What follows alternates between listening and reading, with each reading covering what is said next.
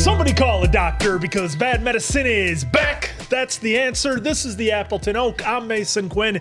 Guys, tonight we thought we'd do a special treat for you. We are going to be taking a look at Screen Rant's Ultimate Harry Potter Pitch Meeting Compilation. This is going to be all the movies rolled into one and what they're thinking. So a big shout out to Ryan George for these. You guys have probably seen them, but this is a first time watch of this for all of us. So I'm excited to see how it plays out. You know, we had a lot of fun with the Twilight pitch meeting, especially me, because it showed just how it was. So now, so now, am I going to be ready, willing, and able to hear something about a series I really grew to love? That's the big question. It's going to be interesting. You know, my nephew Alex had sent me the first one. Now, this is the compilation of all of them. He had sent me the first one, and I got a little ways into it, and I was laughing my butt off. But I was kind of like, hey, whoa. And then I actually was like, and this was a couple months ago already, and I was like, you know what? We're still trying to put out Potter content for the channel. So I axed it like 2 minutes in, and he was like, well, you're not going to watch it. I'm like, yeah, we'll get to it. We'll get to it. But so. Way to go, Uncle. I'm anticipating, like, there's no way he can dig it like he dug at Twilight, right? I don't know. I don't know, Jacob. Only one way to find Well, out. so without further ado, let's go.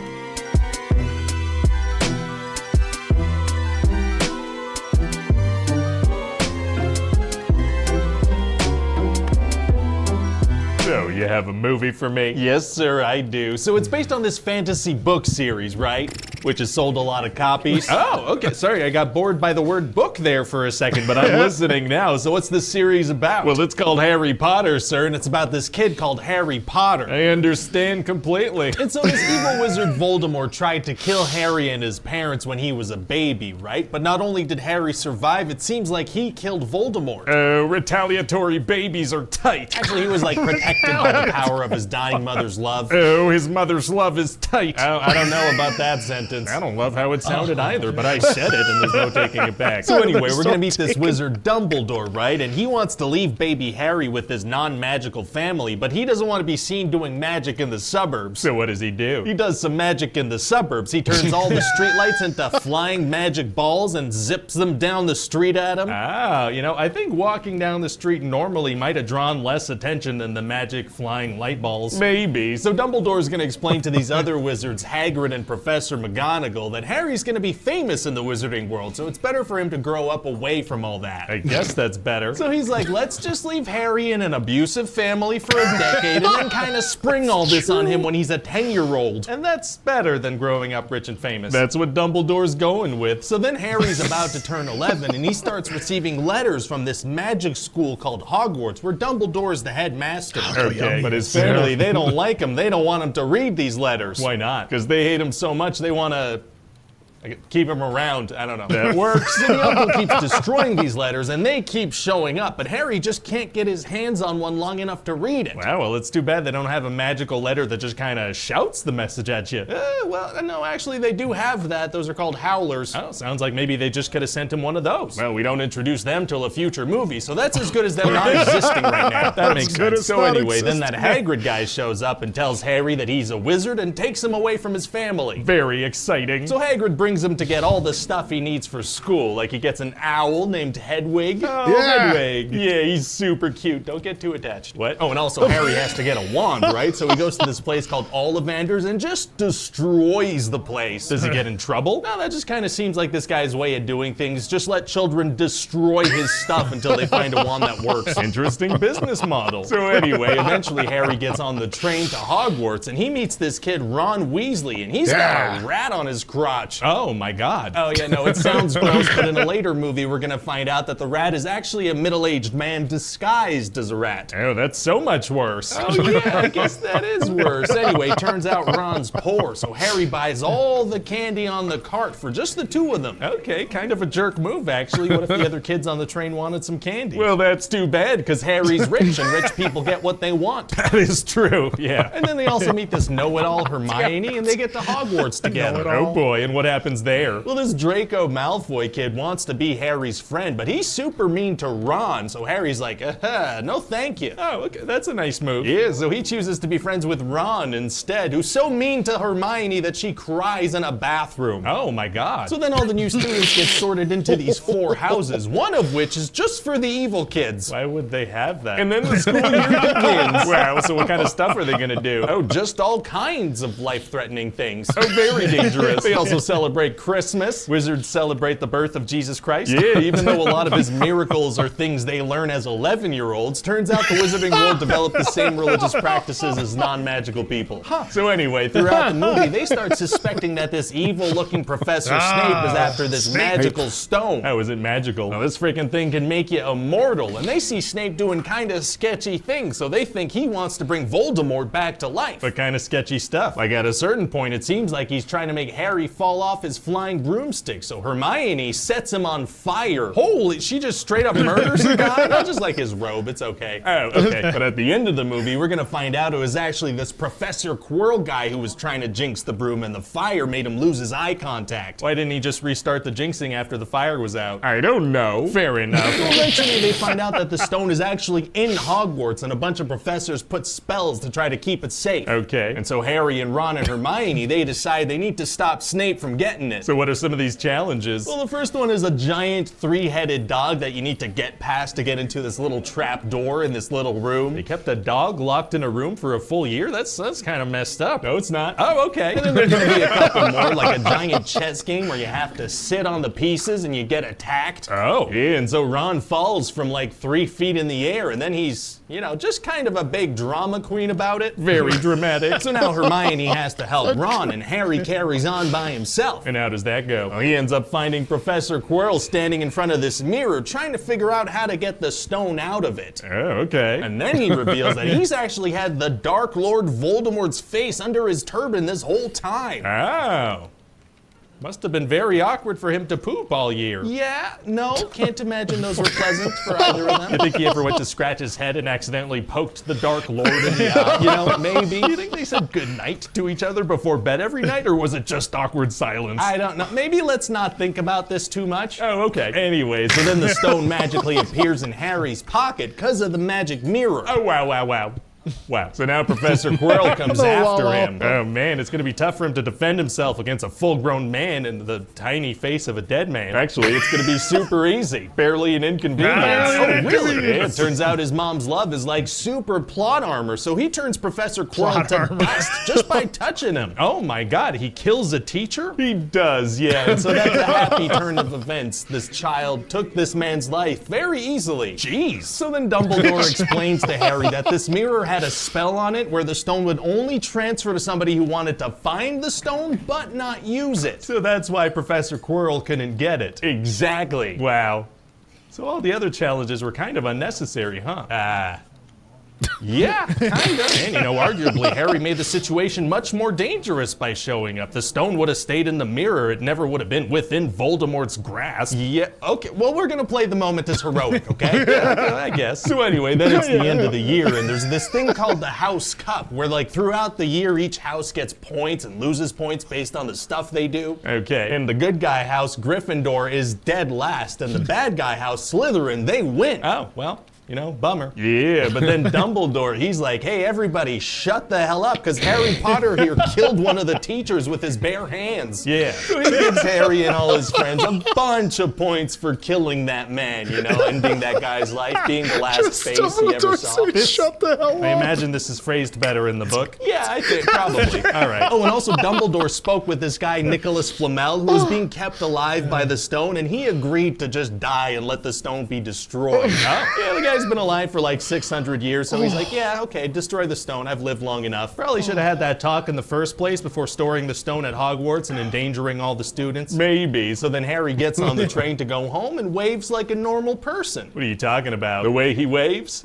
It's perfectly normal. Okay, I mean, yeah, all right. So then that's it. What do you think? Well, you know, it sounds like a pretty good time. What's this first movie called anyway? Like, what's the full title? Harry Potter and the Philosopher's Stone. Oh, okay. And also Harry Potter and the Sorcerer's Stone, because that first one I said's kind of hard. Wait, what?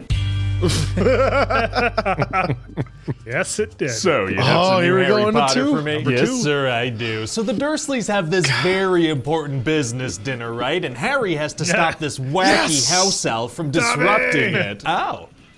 So this is like a Harry Potter sitcom spin-off? No, actually, it's a movie. Really? Yeah, see, the Malfoy servant Dobby shows up because he wants to stop Harry from returning to Hogwarts. He says something bad is being planned. Oh, sounds dangerous. It will be. So after Dobby ruins this dinner, the Dursleys are sick of having Harry living in their house. So what do? Well, they make sure Harry can't leave their house. I see no problem with that logic, sure. But then Harry gets rescued by the Weasley kids in a flying car, so he You all right with escapes. that Oh one? boy, time for the Hogwarts Express. Well, actually, see, Dobby makes them miss the train, so they take the flying car to school and crash into the Whomping Willow. What's the Whomping Willow? It's just this tree they have at the school where if you get too close to it, it bludgeons you to death. Oh my God, why would they have that at a school? Well, in the next book we find out is to conceal a passageway for this werewolf to go transform. So put a spell or something. Isn't there a concealing spell? Yeah, I mean, probably, but they go with tree that might punch a child to death. Jeez. And then the car drives itself off into the forbidden forest. Oh, the 'cause I guess it has a car. mind of its own. Oh, it does? Yeah, well, wizards seem to have this casual, godlike power to spontaneously create life. Like Ron makes a bunch of slugs, Malfoy makes a snake. Oh, that has massive moral implications. No, it doesn't. Oh, all right. So there's this defense against the dark arts teacher, Gilderoy Lockhart, right? And what's his deal? Well, he's this super famous wizard who wrote a bunch of books about his encounters with dark creatures, except he's a fraud. He didn't do any of it. Why would a celebrity accept a job teaching things he doesn't know and risk being exposed? I don't know. Well, okay then. So anyway, throughout the school year, there's this mysterious monster going around the school, and it petrifies some students and a cat and Hermione and a ghost. Oh no. Yeah, and so people are trying to figure out what it is, right? Wow, well thank God they have those talking portraits all over the school. One of them must have seen something.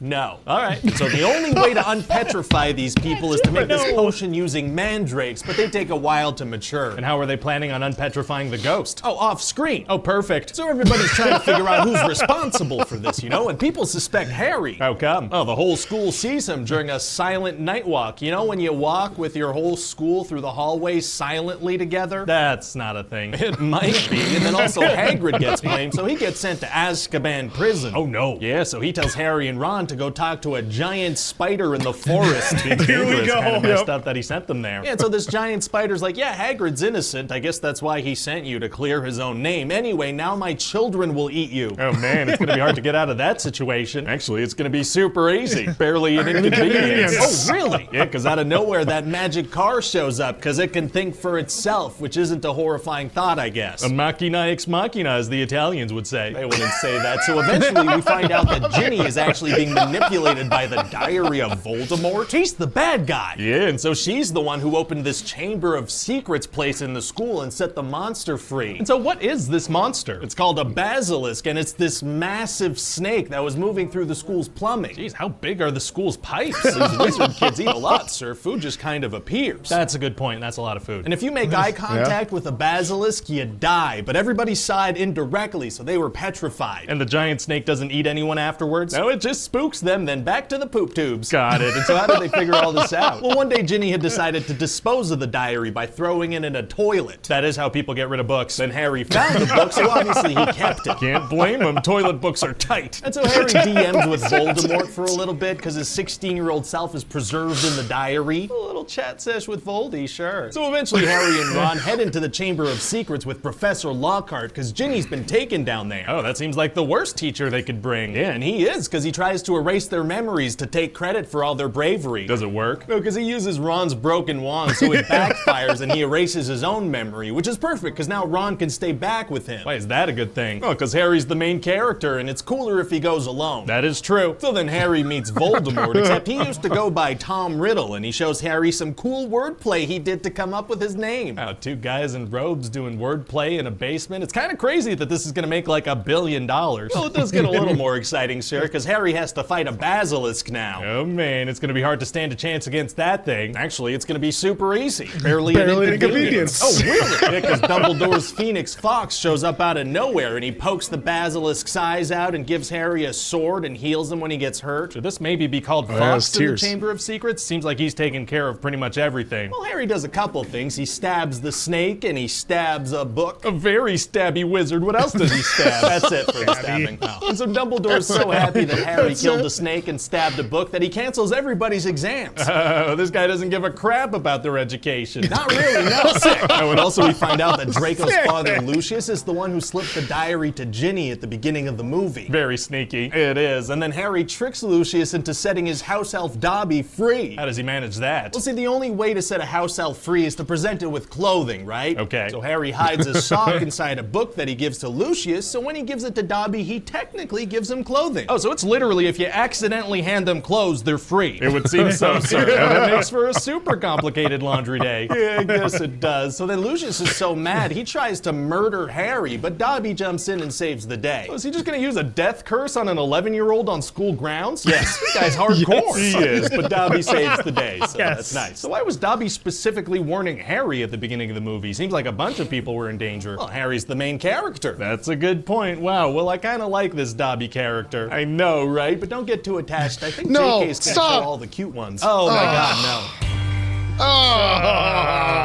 So, you have a new Harry Potter for me? Yes, sir, I do. So Harry Potter's at the Dursleys, right? The abusive family that everybody knowingly sends him back to every summer? That's the one. So he's in bed doing that Lumos spell over and over again. Isn't him doing magic outside of Hogwarts, like, forbidden? Yeah, I mean, technically not a super important detail, though. Okay. So then this terrible aunt comes over, and she's just the worst. I mean, she's super mean, and he accidentally turns her into a big floaty balloon. Oh, very satisfying. Yeah, but now Harry's got to go on the run because he did magic outside of school. You can't do that. You just started the movie with him doing some. Oh, I did do that, didn't I? Whoops. Whoopsie, you silly goose. You goose that's silly. So anyway, then he takes this wacky convenience bus that wizards have and heads to the Leaky Cauldron. And what happens there? Well, the Minister of Magic is like, oh yeah, don't worry about the magic stuff. That's fine. Okay. So Harry gets some of his school books, one of which is a book of monsters that's an actual monster. Like it tries to bite you and it tears apart its own pages. Who would even publish that? I mean, sir, I feel like it's clear at this point that wizards have like zero consumer protection laws. That's a good point. So then Harry goes back to Hogwarts, which this year has completely changed geographically. What? So then Dumbledore gives his annual opening speech, you know, about all the different ways the kids might die this year. Oh, this guy freaking hates when kids are safe. He really does. So what does Voldemort have in store this year? Nothing. Oh, yeah, playing it laid back, giving everyone a year off this year. A very considerate dark wizard. Yeah, see, the threat this year is this dangerous escaped convict, Sirius Black. Oh. Yeah, and apparently he wants to kill Harry Potter, and he's the one who ratted out his parents to Voldemort. Sounds like it's pretty serious. He's decent looking, sure. That's not, never mind. Okay. So I guess they give Harry some extra security, huh? They don't, no. Oh, they don't. No, instead they have a bunch of these horrible creatures called Dementors all over the place, and they'll suck out your soul if you get too close, so they're very deadly. So to stop a student from maybe being killed, they bring in a bunch of things that might kill students. That's what they're going with. Interesting strategy. And so throughout the year, Harry's gonna get to know the new Defense Against the Dark Arts teacher, this guy, Professor Lupin. And what's his deal? Well, he shows them this creature called the Boggart that takes the form of whatever you're the most afraid of. Oh. Yeah, so when he looks at it, he sees a full moon because he's secretly a werewolf. The guy with the name that basically means wolf in Latin is a werewolf. A real wacky coinkydink of a last name on that one, sir. Wow, wow, wow.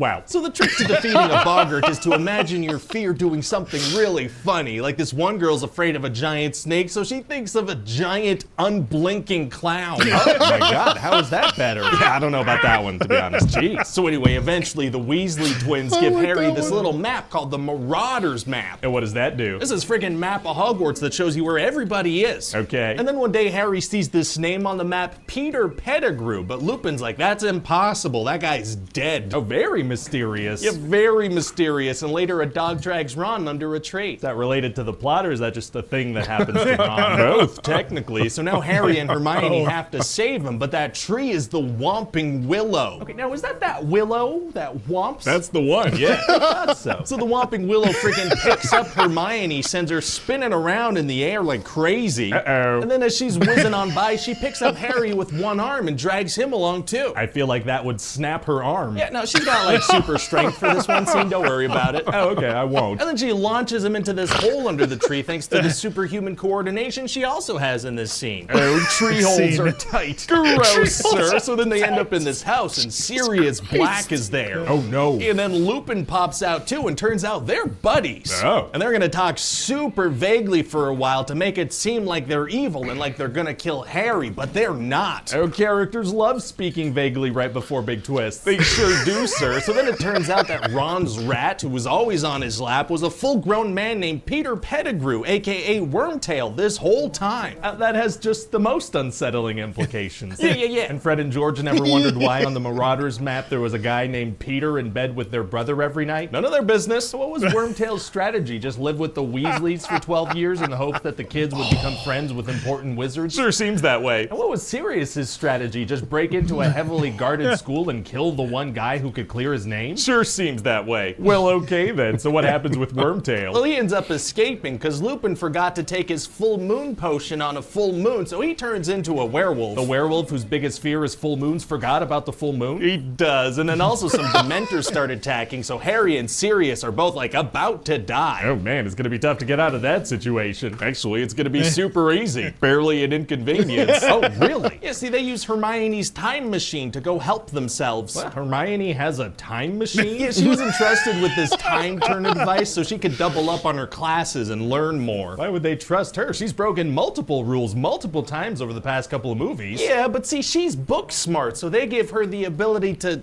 mess with time itself. Well, okay. Well, that's going to be a super helpful device moving forward. No. But No, never again. Okay, but nope. All right. And so all that works out well, but Sirius gets captured because now that Wormtail's gone, there's nobody to prove his innocence. Can they maybe use a truth potion to prove what happened, or do that thing where they pull memories out of people's heads? Well, here's the thing about that. Shut up about that. Oh, that's super mean. So they go break Sirius out of the little cell he's being kept in and set him free. Are there any guards or anything? No, see, they capture one of the most wanted criminals in the wizarding world and leave him in a little unguarded cell. Oh, that's great. Yeah, it worked out fantastic. So how does the movie end? Well, Harry gets a very nice new broom, and then we freeze frame on him enjoying it. What? Yeah, just an aggressive freeze frame on him enjoying it. That's a choice. It sure is, sir. So what do you think? Well, it sounds like a great movie. Thank you. One more thing, though. Unfortunately, we're going to have to find somebody new to play Dumbledore since Richard Harris passed away. Oh, yeah. Did you have anyone in mind? Well, I don't know, but it's got to be someone who could bring his mysterious nature and great wisdom to the screen, you know? That's a good point, yeah. And that'll have to do until one day we cash in and give people the young, hot Dumbledore they really want. Why would anyone want to see that? I don't see that happening. So, you have that new Harry Potter movie for me? Yes, sir, I do. Wow, so what's going on with the characters? Well, I'll tell you, sir. All the guy characters decided it's time to have long hair for a year. Okay, that's kind of random. A little bit. Is that the only thing going on this year, or? Nope, there's more, actually. So Harry and Hermione and the Weasleys are gonna go to this thing called the Quidditch World Cup. Okay. And they're also going with Arthur Weasley's coworker and his son, Cedric Diggory. How were we introduced to him? Just the normal way, he suddenly drops out of a tree. That's not normal. Sure it is. So they head to the World Cup, and there are a ton of wizards there. Very cool. Wow, I can't wait to see what the Quidditch World Cup is like. Right? Sounds super cool, doesn't it? So then we're gonna cut to right after it's all done. Oh. And the event's gonna get attacked by some Death Eaters, and Harry's gonna get knocked unconscious. Oh no. Yeah, and so later he wakes up, and everything's been burned to the ground, and he's the last one there. Not a single person saw him there, and he wasn't affected by the fire or smoke. That's what we're going with. And then this Death Eater, Barty Crouch Jr., shows up and shoots a dark mark into the sky. Oh, very ominous. Anyway, so eventually Harry goes back to Hogwarts, and Dumbledore gives his annual speech about all the ways the kids might die this year, as is tradition, sure. So what's going on this year? Well, this year Hogwarts has been chosen to host something called the Triwizard Tournament. And what's that? It's this big competition between 3 wizarding schools, so a bunch of people from these 2 other schools come in and do little dances for some reason. Oh, that's fun. So to have a chance at being chosen, you need need to be at least 17, and you need to put your name in something called the Goblet of Fire, and only one wizard per school can be chosen. Okay. And once the 3 names are chosen, somehow there's a 4th name, and it's Harry Potter. Wait, so are the students from the other schools just gonna live at Hogwarts now? Yes. Even the ones that weren't chosen? Yeah, they're all just gonna kind of live there for a year. That's kind of weird. No, it's not. So then Dumbledore runs up to Harry and shakes him like crazy and says, Harry, did you put your name in the Goblet of Fire? Oh, that doesn't really sound like Dumbledore. Isn't he more calm and collected? Oh, yeah, that's a good point. Well, I'm profoundly angry inside all the time, so maybe I projected onto him a little bit. You should maybe see somebody about that. No! All right. So anyway, this is a super dangerous tournament, and if you're chosen, you're magically bound to compete. What does that mean? You have to do it. Right, but what happens if you don't do it? I don't know. I guess you die or something, right? That seems to be the implication. Why would this be a thing? Well, sir, they really want to know which school has the best wizard child, so death's got to be on the table here. Oh my god. So throughout the year, Harry's got to figure out what these 3 events are going to be and how he should prepare. Got it. And freaking Draco Malfoy's going to drop out of a tree and make fun of him. Why is everyone up in trees? So they can drop out of them at the starts of conversations. So anyway, then this new teacher, Mad-Eye Moody, pops out and confronts Malfoy, turns him into a ferret. Why is he called Mad-Eye Moody? Well, one of his eyes is magic and zooms in like a camera lens and goes, isn't it magic? Why is it making mechanical lens noises? Unclear. But anyway, at the end of the movie, there's going to be a big reveal where Mad-Eye Moody was actually that Barty Crouch Jr. guy the whole time taking Polyjuice potion. Oh, very twisty. Extremely, sir. So for the first event, Harry's got to steal an egg from a dragon. Oh boy. But this thing breaks loose from its chain and chases Harry around Hogwarts. Wow, so I guess the teachers must intervene, huh? A dragon is loose on school grounds. Now they just kind of watch. That checks out, actually. That seems on brand for them. And then once he gets the egg, he's got to go listen to it underwater while a ghost tries to look at his wiener. What? So then eventually for the next competition, he's got to go underwater for an extended period of time. Oh, how come? Well, because see, the organizers have kidnapped people that the champions care about. So like Ron and Hermione are there. There's the 8-year-old sister of one of them. Underwater. Get tied up underwater. So Harry saves the life of Ron, but also of the 8-year-old girl since her big sister got eliminated. Oh, wow. So obviously Dumbledore gives him some extra points for bravery because he does that any chance he gets. Wait, so they just kidnapped some kids against their will and put them underwater and we're gonna let them drown if the champions fail the task. Yeah, that little girl would have drowned to death if Harry hadn't saved her. Yeah, because like I said, they gotta know which young wizard is the best young wizard. So yeah, she would have drowned.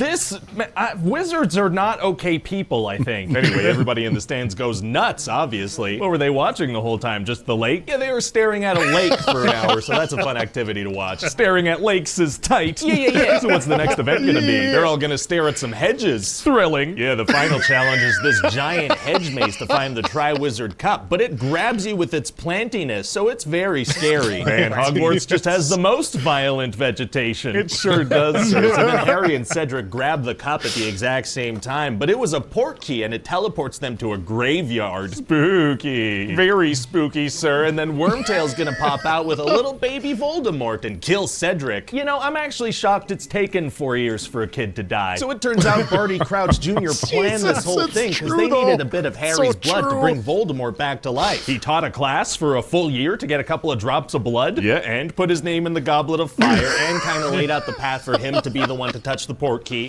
He could have just pricked him with a needle and then ran away. Yeah, but that'd make for a very, very quick movie, so he's gonna go with this overly complicated plan that makes it more exciting. I guess. So anyway, then Voldemort gets a full body again. Uh-oh. Yeah, except for the nose. That doesn't grow in for some reason. Maybe he's a late bloomer, maybe it'll grow in later. It won't. So now Voldemort wants to kill Harry. Oh man, it's gonna be hard to survive an encounter with the Dark Lord. Actually, it's gonna be super easy. Barely an inconvenience. Oh, really? Yeah, because he gets some help from a couple of friendly ghosts. Oh. Do these ones try to look at his wiener? No, these ghosts are his parents' ghosts. And also Cedric is a ghost, and he's pretty chill about being dead. Our ghost back up. Yeah, and so then Harry's able to grab the portkey and go back to the tournament. Well, good thing it was a two-way portkey. It worked out pretty well, sir. So then everybody's in shock that Cedric is dead, and Harry takes off with Mad-Eye Moody. And does Harry figure out that it's not the real Mad-Eye Moody? He does, and then this guy recaps the entire school year for so long that Dumbledore and some teachers have time to bust in and help Harry. Oh, great. Yeah, and then coincidentally, at that very moment, his Polyjuice potion runs out. Fantastic dramatic potion timing. Definitely. So what do you think? Well, it sounds like a great Harry Potter movie, you know? Thank you. I just feel kind of bad for whatever actor's gonna play that Cedric Diggory character, you know? In all probability, that'll be the biggest role of his career. Yeah, poor guy.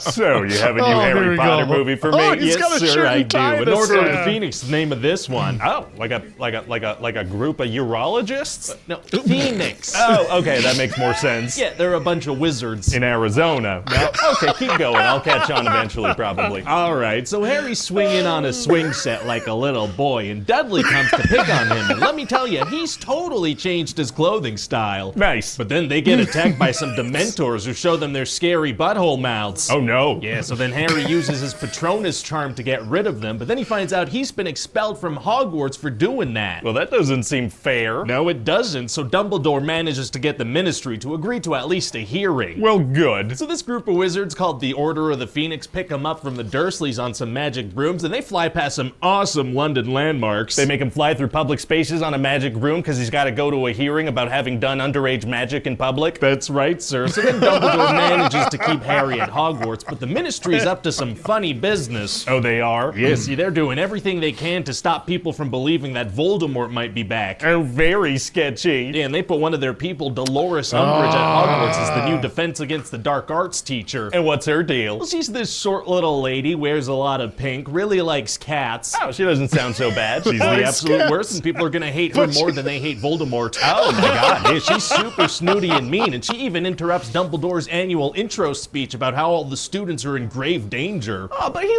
loves giving that speech. He Yeah. really does, sir. Oh, and also since Harry saw Cedric die in the last movie, he can now see these creatures called Thestrals, which you can only see when you've seen someone die. He saw his mom die. No, yeah, he did, but he was too young to understand what death was. He watched Professor Quirrell die just a couple of years ago. Yeah, I mean, yeah, but the situation about that one is I'm gonna need you to get all the way off my back about it. Okay, let me get off of that back of yours. So anyway, Umbridge says she's not gonna teach the students any defense spells, so Harry gets mad. He does? Yeah, he's like, Voldemort is back. I watched him murder Cedric Diggory. Wormtail murdered Cedric. Voldemort was still a little baby. Oh yeah, whoops. Whoopsie. Anyway, so Umbridge gives Harry detention and makes him use a quill that carves into your flesh, which is not normal. Oh, it's not. Okay, sorry. It just seems like Hogwarts students are always being forced to do like super violent, dangerous things. It felt on brand, but that's not normal, you're saying. It's not. Wow, well, okay. So Umbridge starts imposing a bunch of crazy rules and posting them up on a wall where you can't even see them, and the students are getting pissed. So what are they gonna do? Well, they make a secret club called Dumbledore's Army, and Harry starts teaching everybody spells in the Room of Requirement. Oh, that's that room where you get the requirements in there. That's the one. So the bad guys know that they're doing something in this specific spot, but they just can't catch them in the act. Oh, catching people in the act is tight. What? That's why I'm always What? kicking down motel room doors. Oh my god. So then what happens? You might be going to jail, sir. So then we have a really romantic scene where Harry kisses Cho Chang. Aw. In front of a picture of the guy she was dating, you know, the recently deceased one? Oh. As she's crying about him. Anyway, so eventually Umbridge forces Cho to tell them where everybody's practicing, and then she busts down the wall. I thought they already knew where the meetings were. They did. So why didn't Umbridge break down that wall earlier? Unclear. And so since they called themselves Dumbledore's Army, he takes the blame for everything and escapes by clapping on a bird. Oh, wow. So then Umbridge becomes headmaster and she starts controlling everything. It gets real crappy. Oh, no. And Harry eventually has this magical vision of Sirius being attacked in the Ministry of Magic, so they gotta get there ASAP. How are they gonna do that? Well, the only usable Floo Network fireplace is in Umbridge's office, so they try to use it, but she busts them. Uh-oh, it's gonna be hard for them to get there with Umbridge on their back. Actually, it's gonna be super easy. Barely an an inconvenience. inconvenience. Oh, really? You see, they trick her into going into the Forbidden Forest by saying that Dumbledore had a secret weapon in there. She just believes them and goes with them into the forest with no backup? She does, and then some centaurs and Hagrid's half-brother mess her up and drag her away. Amazing, so now they can go to the Ministry. Exactly, so they hop on some Thestrals and fly over there. Why don't they just use the Floo Network thing in Umbridge's office since she's out of the picture now? I don't know. So they get there and go into the Department of Mysteries, which has these prophecy balls stacked super high up. Oh, very highly stacked balls. Yeah, they need to find this one about Harry Potter and Voldemort, so then they do, and they grab it. Wow, well, thank God it wasn't one of the ones at the top of the stack. Yeah, it worked out great, but then some Death Eaters pop out, and it turns out it was all a trick. Oh, no. Yeah, because see, the only person who can take a prophecy is the person who the prophecy is about, and Voldemort really wanted to know what was in this one. If it was also about Voldemort, couldn't he have grabbed it? Yeah, but he's like a big boss guy. He doesn't do stuff himself. That's a good point. And we're also going to see that one of the bad guys is Sirius's cousin, Bellatrix Lestrange. And what's her deal? Oh, well, she actually viciously tortured and killed Neville's parents when he was a baby. So when she sees them, she's like, hey, Neville, how your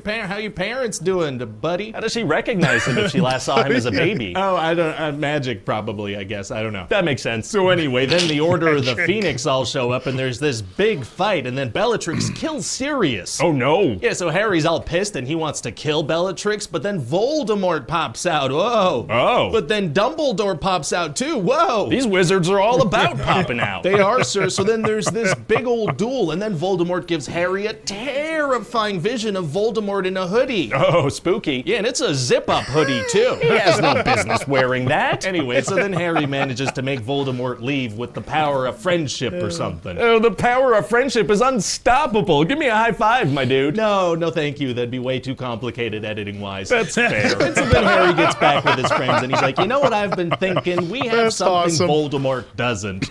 Noses. Well, yeah, but also something worth fighting for. Oh, very cute. And so that's about it. What do you think? Well, it sounds like money. We should start shooting ASAP, so then we can start shooting the next one and the next one. Yeah, I mean, at a reasonable pace, right? Want to make sure all the cast and crew are all good? Of course. Their well-being is always our top priority. So, you have a new Harry Potter movie for me? Yes, sir, I do. And so the Death Eaters are getting real bold, right? Like, they straight up destroy the Millennium Bridge in London. Oh man, bad guys hate when bridges are standing. Yeah, they do. Doesn't Harry Potter technically take place in the 90s, though? It does, yeah. Wasn't that bridge built in the year 2000? There's no way for me to check that, sir. Oh, okay, but there is, though. Actually, no. So we're gonna meet up with Harry Potter, and he's straight up reading a magical newspaper in front of muggles in a coffee shop. Oh, this guy never learns not to do magical stuff in front of muggles. He certainly doesn't, sir. So he has this flirty thing going on with this girl, but then Dumbledore pops up like, hey, no, Harry, it's time for my annual child endangerment plan. Oh, that's cute. That's his favorite thing, putting kids in mortal danger. Yeah, and so Dumbledore needs some crucial information from this Professor Slughorn guy that was Voldemort's teacher back in the day. Okay. But Slughorn is ashamed, and so he's hiding the truth. But Dumbledore needs this information. You know, the fate of the world is at stake. Wow, so I guess he can use some of that truth serum stuff on him, huh? If the world is in danger. Yeah, I guess so, but instead he's gonna hire this guy as a teacher for an entire school year and send the teenager with PTSD on a multiple month-long spy mission. Yeah, I mean, that plan works too. That's just as good. Plus, Voldemort usually attacks at the end of the school year, so there's plenty of time here. That's a good point, sure. And so also School Draco year. Malfoy has been tasked with killing Dumbledore, and Professor Snape takes an unbreakable vow to protect him. Wow, an unbreakable vow, huh? Can that be broken?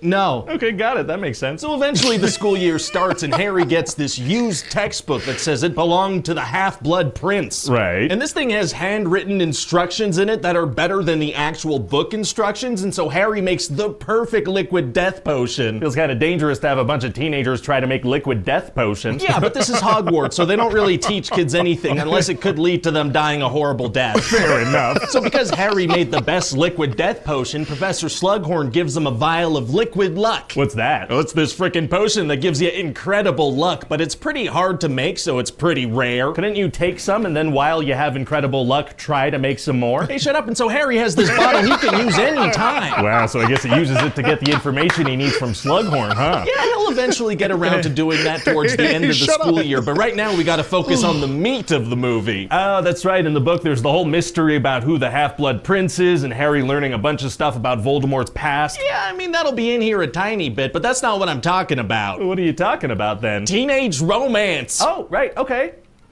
Kind of want to know a lot more about the evil Dark Lord and the potential end of the world, though. Yeah, that kind of stuff is mostly going on in the background, but did you know that Ginny Weasley is dating Dean Thomas? No, I guess I didn't know that. And Ron starts dating Lavender Brown, who's completely changed since her first years at Hogwarts. Oh, like she grew up? No, she's white now. She didn't used to be. Oh my God. And Hermione's jealous of their relationship because she has a crush on Ron.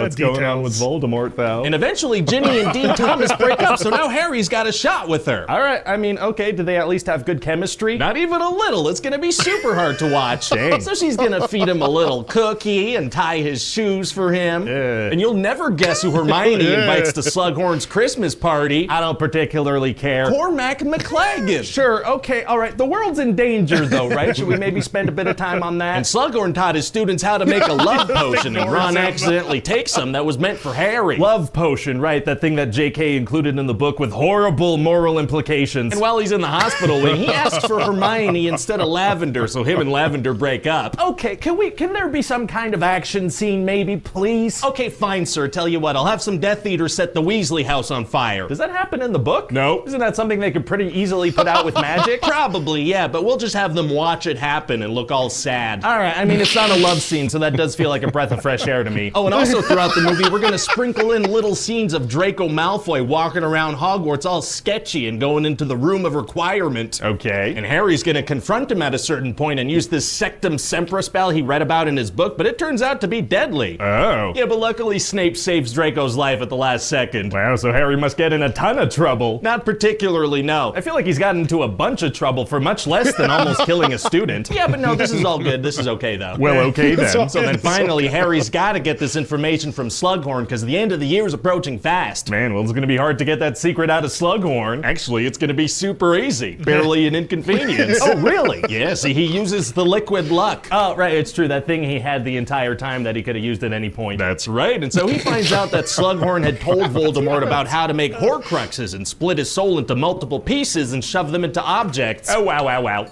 Wow. And so Dumbledore's like, right, okay, well, we already got 2 of the objects, and I think I know where the 3rd is. Wait, so he already knew about the Horcruxes? I guess so, sir. But then to get this next Horcrux, Harry's got to force Dumbledore to drink some cursed water. Forcing old people to drink is tight. Okay, and so they head back to Hogwarts, and Draco has managed to get some Death Eaters into the school. Why does he need the Death Eaters there? Because he needs to kill Dumbledore. So they help with that? No, he just kind of confronts him on his own. Oh, okay. But then Snape pops out and kills Dumbledore instead of Draco. Oh no. So Harry's so upset, he chases Snape and the Death Eaters and tries to kill Snape with Sectum Sempra. Jeez. And then Snape knocks Harry down and he's like, hey, guess what? I'm the Half-Blood Prince. Oh. Okay. Yeah, I guess if I had spent more time on that mystery, that would have been a bigger reveal, huh? Maybe. And Bellatrix wants to kill Harry, but Snape is like, no, he's for the Dark Lord. And she's like, oh yeah, you're right, okay. So they kidnap him and bring him to Voldemort? No, they just kind of leave him there. Oh, interesting strategy. And so yeah, then everybody's pretty sad, and that's about it. What do you think? Well, I mean, honestly, it sounds like we're spending way too much time on teenage romance in this one. Yeah, well, see, the thing is, everybody's talking about those Twilight books, so I figure we could get in on that action a bit. Oh, that's a good point. I like the way you money. Thank you. Man, I can't believe we only have one of these books left to adapt after this. I know, sir. One more movie and that's it. No more money. No more money, that's it. Unless... So, you have the next Harry Potter movie for me? Yes, sir, I do. And let me tell you, stuff's getting real bad in the wizarding world. Oh, are we not gonna make these movies good anymore? No, that's gonna come a couple years from now. What I mean is that Voldemort and the Death Eaters are coming into power. Uh-oh. Yeah, so Harry sends the Dursleys away for their protection, and Hermione wipes her parents' memories away. Jeez, she couldn't have done the protection thing too? Nope, and so they forget all about her, and she's erased from all the pictures in the house, and it's very sad. So they're just gonna think they have framed pictures of empty rooms and stuff? I guess so, yeah. What happens when they talk to anybody who knew they had a daughter, like friends or family? I don't know. Hermione's parents are in for some very confusing conversations. Probably, yes. So now the good guys need to help Harry escape by confusing the Death Eaters. How do they do that? Well, like half of them are gonna take Polyjuice Potion to look like him, so it's gonna be this wacky scene with a bunch of Harry Potters changing into similar clothes. Oh, hanging out with a bunch of shirtless copies of yourself is tight. It sure is, sir. So they fly up to the clouds, but a bunch of Death Eaters are waiting for them, so it's gonna be this massive battle. Why didn't all the good guys fly into different directions? Unclear, but then Hedwig saves Harry's life and dies. Oh no, Bird Friend! And also Mad-Eye Moody dies. Oh no, One-Eyed Friend, who is actually a completely different person for most of the time we ever saw him on screen. And because Hedwig tried to protect Harry, that gives away his real identity. identity, so frickin' Voldemort shows up and attacks them. Those frickin' guys, they had some good bird loyalty intel, huh? They sure did, sir. So Voldemort attacks, but a wand technicality and Harry's insane plot armor save his life. He does have some pretty fantastic plot armor, doesn't he? He truly does. So all the surviving wizards meet at the Weasleys' house to be safe from the Death Eaters. The house that was destroyed by Death Eaters in the last movie. Yeah, they rebuilt it, so everything's okay now. But they would still know where it was, right? That's the safest place they could think of. That's what we're going with. So then it's time for a wedding. They're gonna have a wedding while they're all being chased by Death Eaters? Yeah, well, that's kind of the thing. They're like, maybe especially now, it's important that we celebrate love and stuff. I guess that is a nice sentiment if it's like a little ceremony kind of under the radar. So then they have a massive wedding with a bunch of people and a bunch of Death Eaters attack it. Well, yeah, obviously, come on, wizards. So Harry and Ron and Hermione escape and they decide they need to go find these Horcruxes. Oh boy, what kind of stuff are they gonna do? Oh, they're gonna break into the Ministry of Magic, which is now run by the bad guys because Umbridge works there and she has a Horcrux locket around her neck. Jeez, how are they gonna break in? They're gonna use Polyjuice Potion to pretend like they're 3 people that work there. Wow, you'd think the Ministry of Magic would have some kind of safeguard against that kind of thing. Well, they don't. It seems like people would do that kind of thing all the time. Like, how can they be sure about anyone's identity ever? Hey, shut up. And so they manage to get the locket and they keep going with their adventure. Oh boy, so what's next? Camping. What? So much camping, sir. They're gonna camp and camp some more. Oh. All right. Campity, camp. Oh boy, are they gonna camp, sir. Okay, I got it. Okay, that's good. I got it with the camping. Can we move on from the camping? Not really, no. It's gonna be a while. Okay, does anything exciting happen while they're camping? A little bit, yeah. Like they take turns wearing the locket because it's evil and it does that thing to them. You know, like the ring in Lord of the Rings makes them get attacked by Sean Bean? No, like it drives them a little insane and puts them in bad moods. Oh, that's not good. Yeah, and Ron's gonna end up getting jealous of Harry and Hermione and he's gonna straight up leave. He's gonna stop camping with them. He's done with the camping, sir. Wow, that's pretty serious, I guess. They seemed really into camping. So eventually Harry's gonna find out that the Sword of Gryffindor is at the bottom of this frozen lake, and he needs it because it can destroy Horcruxes. Oh, that'll be useful, probably. Yeah, so he gets into this icy cold water to go get it, but that evil necklace starts choking him. Oh, been there. You got choked underwater by a necklace? Yes. Okay, cool. And so anyway, then Ron shows up and saves him. How did he find him? Well, it turns out that Dumbledore had left Ron this little thingy that lets you turn off lights, but that also lets you find your friends when you need to find your friends. Wow, magic sure is convenient. Those are wildly different features for a thingy to have. Yeah, it's pretty awesome, sir. So then Ron is gonna stab this locket thing, but then it pops open and starts playing mind games with him. Oh, like what? Like it's gonna try to scare him with some spiders. Those are spooky. And then it shows him a fake vision of Harry and Hermione making out. That just seems like it would make him angrier and want to stab the locket. Yeah, that pisses him off, so then he stabs it. Yeah, really bad strategic planning there, Locket. What are you doing? Anyway, so then later some Death Eaters are gonna chase them through the woods. So they disapparate. No, see, they don't disapparate when I want there to be a cool chase or fight scene, and so this is one of those moments. Oh, okay, gotcha. So then they're about to get caught, and so Hermione decides to deform Harry's face, but the bad guys still see that he has a scar, so they're like, right. So they bring them all to Malfoy Manor, and all the bad guys are like, wow, I wonder if this guy with the Harry Potter scar that we caught with Harry Potter's best friends is Harry Potter or not. That's a tricky one for sure. So then they put them all in a cell and Bellatrix starts torturing Hermione. Oh man, it's gonna be hard for them to get out of that situation. Actually, it's gonna be super easy. Barely an inconvenience. Oh really? Yeah, see, Harry talks into this magical mirror shard that he has, and so that leads to Dobby the house elf coming to save them. Well, where did Harry get the mirror shard? Well, in the books he got that at a certain point. But how did he get it in the movies? Oh, I don't know, but he's gonna have it. Oh, okay. So then Dobby saves them all, but Bellatrix manages to kill Dobby. Oh no, little house elf friend. And then Voldemort's gonna manage to get this thing called the Elder Wand from Dumbledore's tomb, and now he's super powerful, and he makes some very cool lightning. Oh boy, here we go. It's about to get crazy. Yeah. Well, go on. No. But we're done. Oh, that's extremely unsatisfying. Yeah, well, you know, we gotta cut this thing off somewhere if we're gonna do this new thing where we cut it off into 2 parts. Oh, that's right. We are doing that thing, aren't we? Wow, I wonder if that's gonna catch on.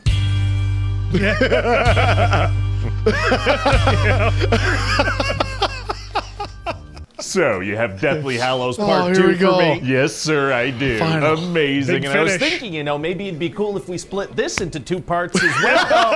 And then when we get to the next part, we split that in 2 as well, and then those 2 parts into 2 pieces each. No one could ever stop us mathematically. Sir, unfortunately, I think we're gonna kind of have to end it with this one. We're kind of tapped out here. Oh, damn it. Oh my God. So anyway, what happens in this one? So Harry and Ron and Hermione need to go into Bellatrix's vault at Gringotts because they think there's a Horcrux in there. So what do? Well, they use some frickin' Polyjuice potion to make Hermione look like her. Okay, so none of the major wizarding institutions check for Polyjuice potion.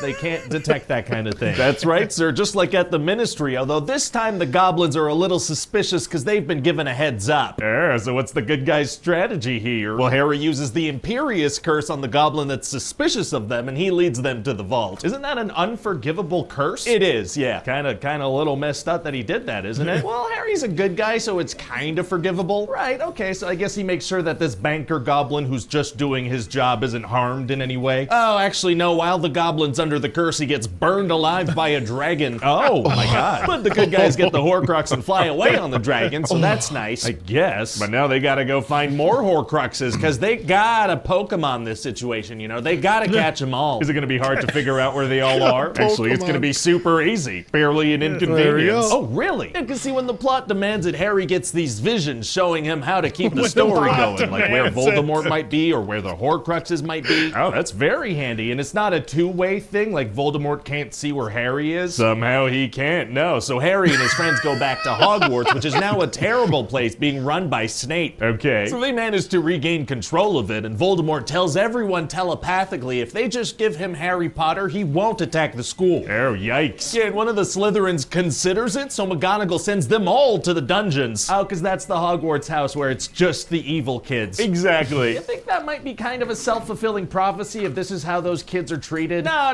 It's just a triumphant moment where a teacher locks a bunch of 11-year-olds in a dungeon. Oh, okay. So now Harry's got to go talk to this ghost lady because she knows where a Horcrux is. Spooky. Go on. But she's like, no, I don't want to tell you because I told Voldemort back in the day and he was a real jerk about it. Wow, so what does Harry do? He's like, please, and she's like, okay. Wow. Anyway, now Voldemort's gonna attack Hogwarts with a bunch of Death Eaters. Uh-oh, so did the good guys take some Felix Felicis liquid luck or something? No, they don't have any of that at the moment. Do they use a time turner to make sure they win? No, those are all broken now. Every one of those is broken. Do all the other wizarding schools come and help out as backup? Listen, sir, I'm gonna need you to get all the way off my back about potentially helpful magical things we've established in previous movies, okay? Okay, let me get off of that thing. Thanks. And so then there's a big old fight and a bunch of people are gonna die. Oh, a bunch of people dying is tight. What? Wow, I don't know why I said that. That was really pretty evil of me. It really was. And I apologize. I don't know where from inside me that came from, but I got some self-reflecting to do for sure. All right, so anyway, then Harry looks inside Voldemort's mind again, which is a thing he can do, and realizes that Voldemort's snake is a Horcrux. Wow, so I guess Voldemort must send that snake super far away, like to another country to protect it, huh? No, the snake is straight up going around Hogwarts fighting people during the battles. Yeah, Neville's gonna end up killing it, actually. Oh, he is? Yeah, because see, this kid finds an old sword inside the judgy talking hat and uses that to kill a snake that has a piece of a guy's soul in it.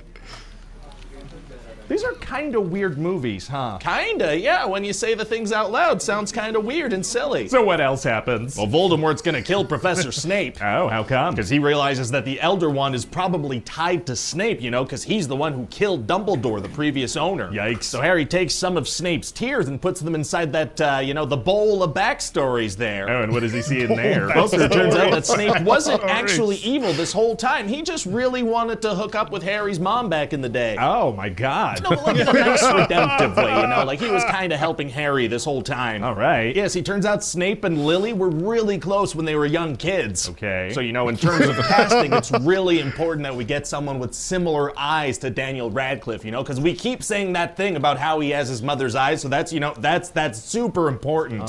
Hey, you tried this new Angry Birds game yet? These birds are so angry at these pigs. They don't like them at all. Yeah. Did you hear what I said, though? Yeah. I definitely heard what you said for sure. Okay, great. So then Harry finds out that Voldemort So he is gets the inside eyes, must him. that be No, like a part of his name? soul is inside him. So Harry's got to die, or Voldemort won't die. Oh no. Yeah, so he actually lets Voldemort kill him. Wow. So then he goes to a weird limbo train station with a baby Voldemort, and Dumbledore is like, hey, you can go be alive again if you want. That's fine. You could go do that. Oh, he can. Well, he should do that probably. Yeah, because now the movie can continue. Wow, magic is very useful for, making movies continue. It sure is, sir. And so then Voldemort and Harry are gonna fight again while being clouds and making scary faces at each other. What? And then the freaking Elder Wand kind of backfires on Voldemort and kills him, because through some technicality, it was actually Harry's wand at that point, kinda. This freaking lucky child. He's just the luckiest child, sir. Wow. Well, So then 19 years later, they're all grown up, so we're gonna need some pretty convincing makeup work to make them look older. would you settle for unconvincing? I would. Great. And then we find out that Harry named his son Albus Severus Potter. He named him after the guy who really, really wanted to be with his mom? That's right. That's a little weird, but at least he got that Albus name in there. That's kind of nice. Yeah, the headmaster that wanted to knowingly let Voldemort kill him at the perfect moment. Oh my God, what? And then secretly plotted with the guy that was into his mom for years. All right, I guess you can name your kids whatever you want. You sure can. And so what do you think? Well, it sounds like a great ending, Thank you. Yeah. So how long do you think we have to wait till we start milking this again? A few years at most. Fantastic.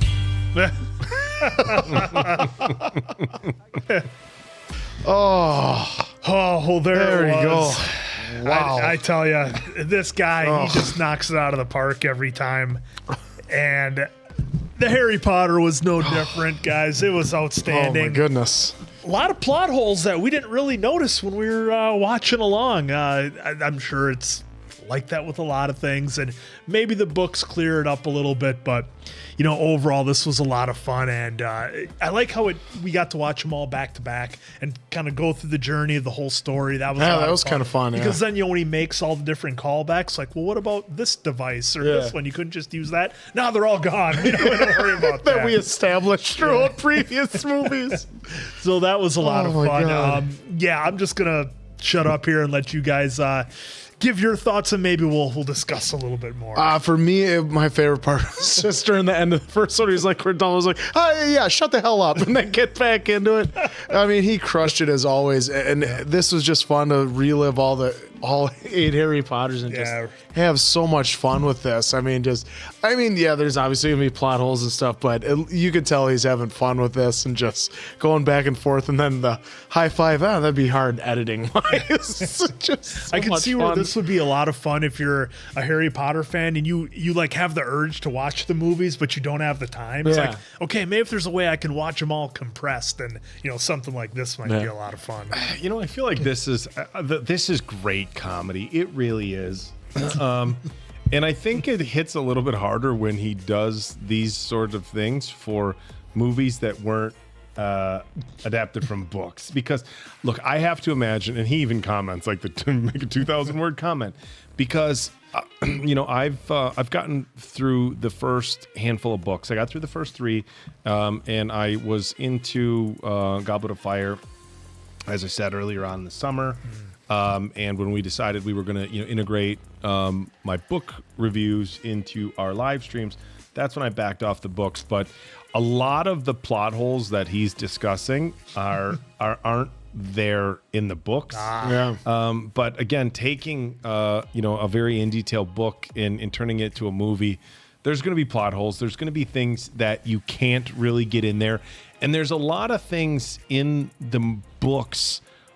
Inner monologue stuff. Oh, that's right. Yeah, you were talking about a lot of inner monologue stuff, or just narrator stuff, like, and he was handed the light thing. I forget the name of it, but it this and this and this, or there'll be descriptions in the book that there's not really a way to work into a movie unless there was some sort of narration, or you had like, okay, this will help you turn back time, but it'll only it'll only work for X amount of time, so it doesn't I think work. there's probably a lot of things in the book that fill up some of these plot holes, but I would be really curious to talk to somebody who's read the books a bunch of times and have them kind of go and point for point by everything he said and whether that plot hole existed in the book, you know, and I don't know if it's out there, but Movie Flame has a ton of great Potter content. If you like Potter content, you have to check out Movie Flame. If you like Potter content, you're probably saying, "Yeah, we know already. We know already. We know already." Oh, come on, where you been, Grandpa? But I would like to see Movie Flame react to this and say, "Pause. Okay, so in the book, here's what happened. Here's why it wasn't in the movie. Play. Okay, funny point. In the book, this happened." Because again, there was a lot of things like even in the Prisoner of Azkaban, there was a lot of discussion about Lupin and like, you know, it was a lot more in depth about the whole werewolf thing and, you know, and how that all played out and stuff like that. So it wasn't so condensed where, you know, there would be this seemingly giant plot hole. Yeah. And the thing is, when you're watching the movies, and as you all know, we watched the movies without having read the books. We stayed away from, you know, spoilers as much as we could once we knew we were going to be watching the movies.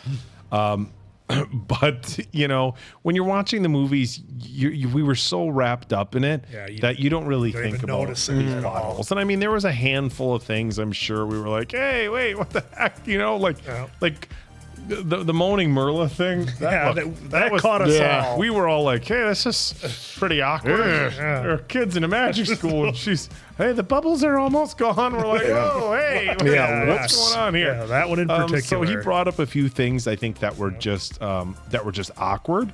You know, putting the rules up way high on the wall where the kids couldn't read. Didn't even think about it. Yeah. And, you know, unless in the book it was different. I mean, so I think he's got a couple of points. But look, just the way that he does these videos, the back and forth, the banter, and I'm sure he's well aware. Look, I'm bet if you go in these comments, I'm guessing the majority of them are positive, but I'm sure there's a bunch of actually. No, of course. There's got to be a bunch of people, which is why he addressed that. But I thought this was hilarious, a really well done.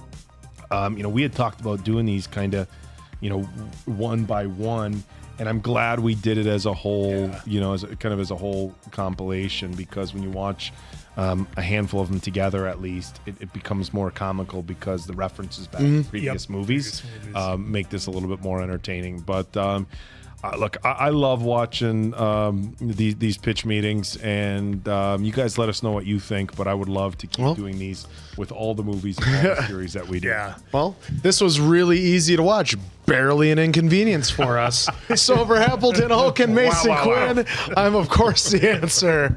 Good night, pals.